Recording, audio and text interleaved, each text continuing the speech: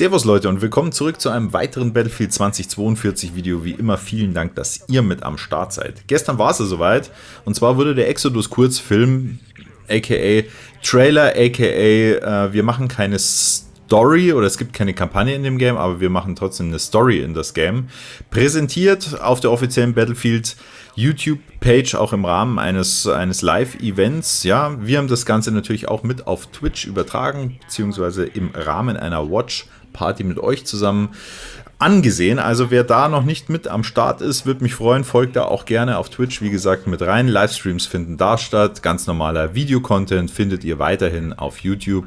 In beiden Dingen oder auf beiden Plattformen wird natürlich absolut durchgezogen und ja, vielen Dank an alle, die bereits supporten. Und ich freue mich auf alle, die vielleicht noch supporten werden.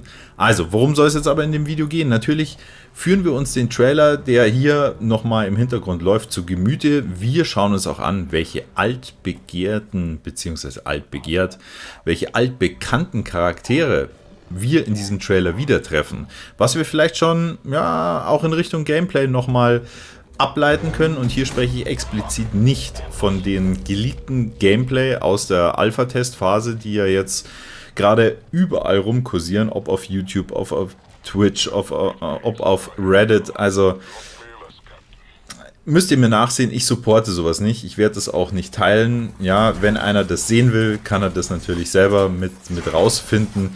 Ich gebe euch nur eine Sache damit an die Hand. Also, das ist ein Playtest, ja.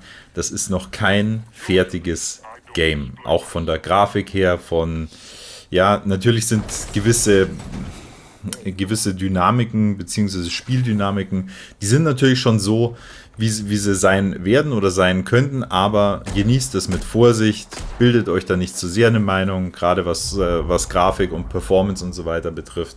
Also da ein bisschen vorsichtig sein.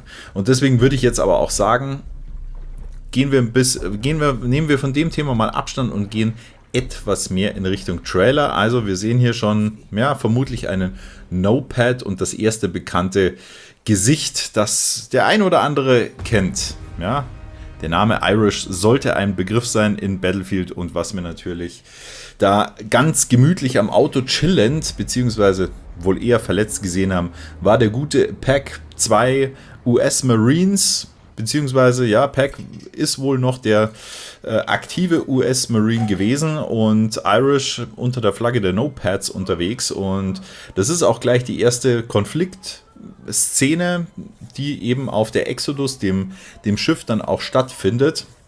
Man merkt schon, hier Irish hat wohl eine Führungsposition. Wenn nicht, er ist der Führer. Das Ganze werden wir uns aber im Rahmen, ja, der Spezialistenbetrachtung auch nochmal im Detail ansehen. Nicht vergessen, was richtig nice ist. Ja, das nehme ich an der Stelle schon mal vorweg. Also wir bekommen Irish, the one and only, als Spezialisten, so wie es aussieht, auch in der Supporter-Klasse. Aber das werden wir uns nachher im Detail nochmal anschauen. Also wir sehen hier so den ersten Konflikt, wo eben Pack Irish vorwirft, ja, wie kannst du dein Land verraten? Und Irish daraufhin halt eben nur erwidert, ja, er ist für die Flüchtlinge verantwortlich und nicht für ein Land, was mehr oder minder nicht existiert. Oder nicht mehr existiert. Die Grenzen, die sind ja schon leicht verschwommen. Wir stehen ja kurz vor einem dritten Weltkrieg. Da geht es auch um den Koffer, den Irish davor mit eingesammelt hat. In dem befinden sich nämlich die Koordinaten für eine USA-Geheimwaffe. Also es wird davon gesprochen, dass eine experimentelle Waffe eben in 36 Stunden, vermutlich aufgrund des Geosturms, beziehungsweise ja, was wir ja eingangs auch erlebt haben, dass eben 70% der Satelliten vom Himmel fallen, beziehungsweise haben wir in der ersten Story erlebt, dass das auch der Fall sein wird und dass sie eben vermuten, sollte den Russen hier die Koordinaten in die Hand fallen, dann könnte das einen dritten Weltkrieg auslösen. Und davor haben sie eben Angst, und jetzt erkennt Irish auch, dass es wohl ein Fehler war, diese Koordinaten, ja, an seinen Auftraggeber hier weiterzureichen, sieht das ein und entscheidet sich eben anders. Ja, entscheidet sich nun, diese Koordinaten für sich zu behalten, nachdem aber die Ospreys auch mit der Abholung der Koordinaten schon unterwegs sind, beschließt er eben in den Sturm zu fahren, um dem Ganzen nochmal auszuweichen bzw. zu entkommen. Man darf jetzt hier an der Stelle nicht vergessen, auf der Exodus ist es hauptsächlich ein Flüchtlingsschiff und kein Kriegsschiff. Dementsprechend sind sie jetzt auch nicht so perfekt ausgestattet, sagt er auch viel zu wenig Männer bzw. ja, Waffen und so weiter. Nichtsdestotrotz, Irish stellt sich natürlich und snackt hier auch schon die ersten weg. Sieht natürlich grafisch absolut bombastisch aus, auch ja, wenn man sich da die Regeneffekte, die Spiegelung und so weiter mit dem Wasser ansieht. Hier sehen wir, ja, das könnte ein guter Hinweis auf das Movement-System auch sein, also dass wir natürlich auch wieder Rutschen, Sprintgrätsche und so weiter mit ins Spiel reinbekommen. Wir wissen ja entwicklerseitig auch schon, dass sich da eben einiges oder insbesondere das Movement sehr an Battlefield 5 ja, orientiert wird. Von daher kann ich auch nur jedem empfehlen. Das Spiel ist ja in mehreren Schleifen jetzt schon gratis rausgekommen. Wie gesagt, auch wenn es ein World War II Shooter ist, ladet euch das runter, spielt das Ganze. Ich kann es euch nur empfehlen, so als Vorbereitung zu Battlefield 2042. Battlefield 4 zu spielen, klar, mal wieder in den Helikopter zu steigen, macht alles Sinn. Allerdings hat es mit dem Movement aus Battlefield 4 dann nicht so viel zu tun. Ja, es orientiert sich, wie gesagt, aus Battlefield 5, also würde ich euch da empfehlen, ja, da einfach nochmal ein bisschen Arbeit und Zeit reinzustecken. So, jetzt haben wir natürlich hier die Hollywood-reife Szene. Der Sohn von Irish wird bedroht von den bösen Mächten, auch immer nur mit der Aussage, ja, um etwas Neues zu erschaffen, eine neue Welt zu kreieren, muss man erstmal etwas zerstören. Irish schiebt ihm dann auch die Koordinaten rüber, beziehungsweise dem Soldaten, und er bedroht weiterhin seinen Sohn und ja, man hört dann den Schuss und wie immer ist es dann auch Zeit für Helden. Den T-Rex finde ich insbesondere irgendwie witzig, den werden wir dann als Gewehranhänger wohl erhalten, und ja, Pack hat sich doch dazu entschieden, Irish auch nochmal zu supporten.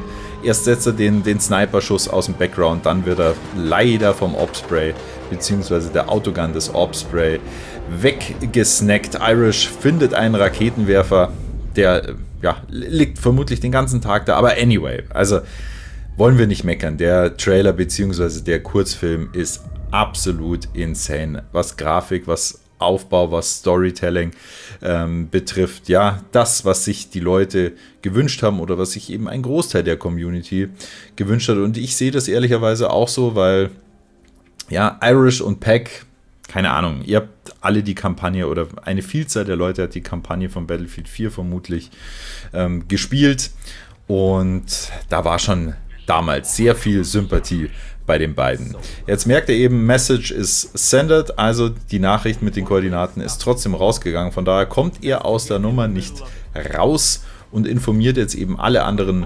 No-Pads, dass man an dem Krieg sich beteiligen muss, und wir treffen uns in 36 Stunden in Doha. Und bevor wir uns alle hier in Doha treffen, noch ganz wichtig, Irish ist nicht nur irgendein Charakter aus einem alten Vorgängerspiel und jetzt einem Story-Trailer. Wir bekommen Irish auch als Spezialist ins Game. Und das finde ich mal richtig nice. Und da bin ich mir sicher, wird sich der ein oder andere Veteran unter euch auch richtig drüber freuen. Also, schauen wir uns das Ganze mal an. Kimball Irish Graves, ja, wir sehen hier die zwei Spezialfähigkeiten, beziehungsweise, ja, das Perk und die Spezialfähigkeit. Einmal Befestigungssystem, enthält die mobile DCS-Deckung für den Schutz vor Projektilen und Explosionen, und das APS 36 Wachsystem für den Abschuss von Sprenggranaten. Also, die DCS-Deckung wird sehr wahrscheinlich das Schild sein, das wir auch ganz kurz in dem Gameplay-Trailer gesehen haben, und APS 36 für den Abschuss von Sprenggranaten. Das könnte jetzt entweder was Aufstellbares sein oder auch was Mobiles, werden wir sehen. Dann gewährt er Panzerung und zusätzliche Boni für neutralisierte Gegner. Das ist auch interessant. Ja, wie könnte sich sowas aufbauen? Was bedeutet das? Umso mehr Gegner er killt, umso stärker wird seine Panzerung. Gibt es dann Maximum, Minimum? Keine Ahnung. Werden wir sehen. Da nehmen wir jetzt auch mal nicht zu viel vorneweg. Ich freue mich auf jeden Fall darauf. Bisschen zur Backline-Story. Kimball Irish Graves, der Commander der Spezialisten an Bord der Exodus, ist ein geborener Anführer. Der gebürtige New Yorker aus Brooklyn schützt die Non-Patriots mit seinen angeborenen Führungsqualitäten und seiner Kampfausbildung. Nachdem er als ehemaliger Marine den Preis des Krieges mit eigenen Augen gesehen hat, ist der erfahrene Pionier entschlossen, seinen Trupp und all jene zu beschützen, die nicht selbst kämpfen können. Ah ja, gut, also, das ist Irish mit seinem Sohn. By the way, cooles Artwork hier im Hintergrund, sieht man auch die Non-Patriot-Flotte, also das ist nicht nur irgendein verzockter Haufen, sondern da ist auch schon ein bisschen Power dahinter, würde ich sagen. Und abschließend müssen wir jetzt vielleicht auch nochmal auf die Visuals bzw. Skins eingehen.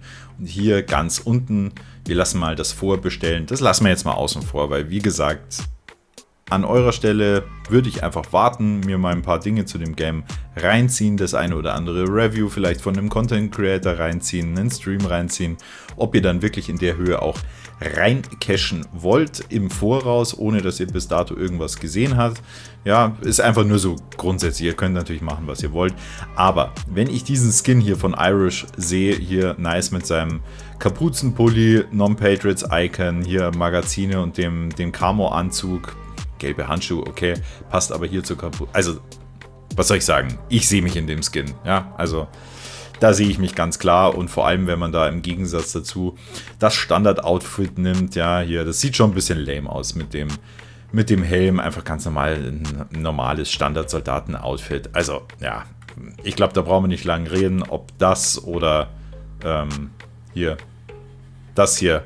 Ich denke, es ist relativ eindeutig, was da nicer ist. Zumindest von meiner Seite. Ihr könnt mir eure Meinung ja gerne in die Kommentare packen. Ich hoffe, das Video hat euch an der Stelle gefallen. Wenn ja, dann zeigt mir das gerne mit einem Like und einem Comment unter dem Video, um mich ganz einfach in der Form auch zu unterstützen. Und ich würde sagen, wir sehen uns in jedem Fall zum nächsten Livestream bzw. zum nächsten Video. Und nicht vergessen, lasst auch gerne ein Abo da, denn ich werde auch nochmal die komplette Story zu Battlefield 2042 im Rahmen einer kleinen Serie beleuchten. Also würde mich auch da freuen, wenn ihr mit am Start seid. So, genug gelabert. Macht euch ein schönes Wochenende, haut rein, haltet die Ohren steif und bis dann, euer A-Team.